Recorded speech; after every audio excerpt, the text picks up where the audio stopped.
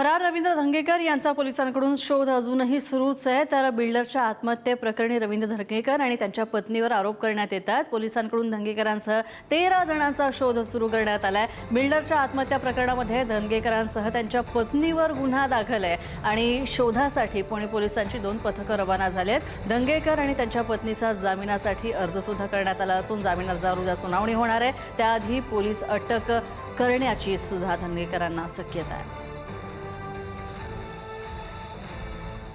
मी सध्या पुण्यातील माजी आमदार रवींद्र धंगेकर यांच्या घराबाहेर आहे। खलील शेख आत्महत्या प्रकरणानंतर रवींद्र धंगेकर यांच्या अडचणीत मोठी वाढ झालेली आपल्याला पाहायला मिळते।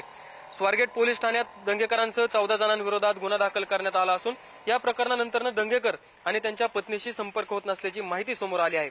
दरम्यान अटकेची शक्यता लक्षात घेऊन रवींद्र धंगेकर यांनी अटकपूर्व जामिनासाठी न्यायालयात धाव घेतली आहे। त्यांच्या अटकपूर्व जामीन अर्जावर उद्या म्हणजे सोमवारी न्यायालयात सुनावणी होणार आहे।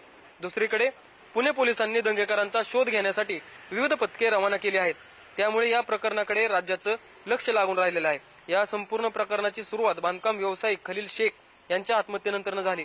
आत्महत्येपूर्वी त्यांनी एक व्हिडिओ सोशल मीडियावर केल्याचा दावा करण्यात आला असून त्याच आधारावरती स्वारगेट पोलीस ठाण्यात रवींद्र धंगेकरांसह 14 जणांविरोधात गुन्हा दाखल करण्यात आलेला आहे। सध्या सर्वांचे लक्ष उद्या होणाऱ्या अटकपूर्व अर्जाच्या सुनावणीकडे लागलेले आहे।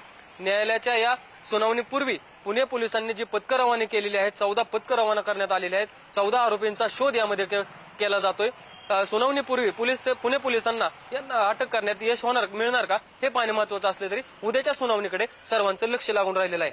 व्हिडिओ जर्नलिस्ट सचिन कांबळेसह जयकुमार जाधव, पुढारी न्यूज, पुणे।